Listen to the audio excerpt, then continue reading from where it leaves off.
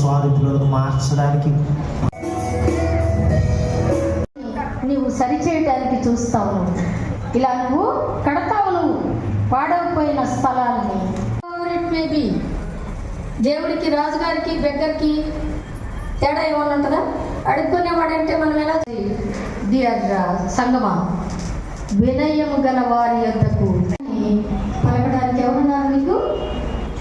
పుట్టవలను ఉండెదవు.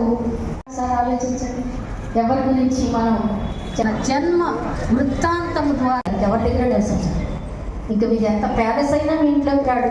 ఈ కానుకతో పాటు మమ్మల్ని మేము సమర్పించుకుంటాం. మమ్మల్ని